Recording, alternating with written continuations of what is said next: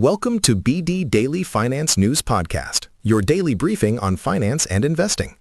It's 2026, February 3rd, and today's theme is AI is not moving the market, it's splitting the market. Splitting the market like a bad group dinner bill. Some people ordered water, some people ordered 12 appetizers and a bottle of cloud compute. And for your sanity, because every time I open my investing app, it's either AI will save us or AI will eat our lunch. I just want my lunch. Story 1. Western Digital added $4 billion to its buyback plan, with the backdrop being stronger memory chip sales tied to AI demand. In plain English, they're using cash to repurchase shares, betting their business is throwing off enough money to do it. Buybacks always sound like the company is swiping right on itself, like, I choose me. Is that good or just corporate narcissism? It can be either. The simple finance.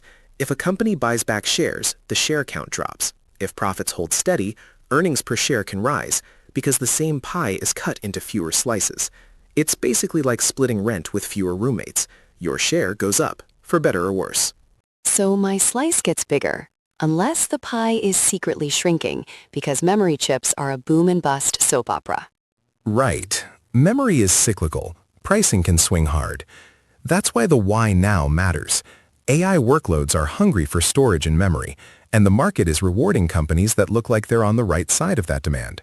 A big buyback can signal confidence, but it's also a capital allocation choice. They're prioritizing returning cash over, say, a massive expansion or a big acquisition. Okay, normal person question. Does this help me if I'm not a day trader? Like, is this retire earlier energy or nice headline energy? Actionably, buybacks tend to help when the company is buying shares at reasonable valuations, funded by sustainable free cash flow, and not starving the business of investment. For regular investors, the checklist is watch free cash flow trends, debt levels, and whether margins hold as AI demand normalizes. Is the money real, and will it still be real when the AI hype train stops at the next station? Got it. Story 2. Traders are dumping software stocks as AI fears erupt. Basically a wave of anxiety that AI will automate parts of what some software companies sell. Sentiment shifted from bearish to doomsday in parts of the sector.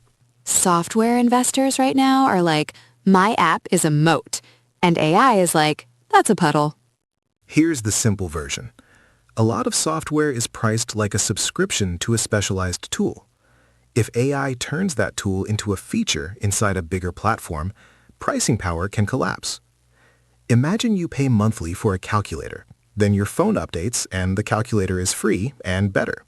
So the market is asking, are you a product or are you a button inside someone else's product? That is brutal. Exactly. Why it matters for normal people?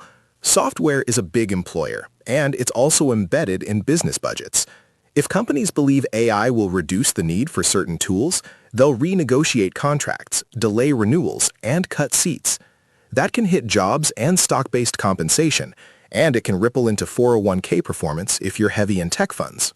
Also, for the rest of us, if software gets cheaper, that's nice, unless it's cheaper because everyone got fired. Then the discount code is called macroeconomics. Action step. If you own software names or tech-heavy ETFs, separate mission-critical systems from nice-to-have workflows. Look for stickiness signals, net revenue retention, multi-year contracts, and whether customers can realistically switch. And watch gross margins. AI can raise costs if inference is expensive. Speaking of vibes, Palantir surged 11% after beating earnings estimates. The stock was down for months, and then, boom, resurrection arc. Story 3. Palantir's results came in better than expected, and the market rewarded it fast. The finance behind it is simple. When expectations are low, a beat can re-rate the stock. Investors update what they're willing to pay for each dollar of earnings or cash flow. So it's like showing up to a group project where everyone expected you to contribute a meme, and you brought a spreadsheet. Suddenly, you're Employee of the Month. Yes, and the caution is one quarter doesn't erase risk. For everyday investors, the useful question is, what's driving the beat? Revenue growth, improving margins, or just cost cuts? And is demand broad-based or concentrated in a few large customers? Because if it's just we spent less on snacks, that's not a business model. That's a diet. Quick recap. Hardware-adjacent plays like memory can look strong when AI CapEx is real. Western Digital's buyback is a confidence signal, but check cash flow and leverage. Software is getting repriced around disruption risk. Focus on stickiness and margins. And Palantir's pop shows how fast sentiment can flip when expectations are low. Don't marry a ticker. Date it. Background check it. And if it starts talking about AI synergy, make it split the check. If you want a practical next step, build a two-list watch list: AI infrastructure beneficiaries and AI disruption candidates. Then track 3 metrics this month: free cash flow, gross margin trend, and customer concentration. Subscribe for tomorrow's briefing, and if this helped, share it with a friend who thinks buybacks are literally a company buying itself on Amazon. Chips. Software. Or the earnings surprise roller coaster.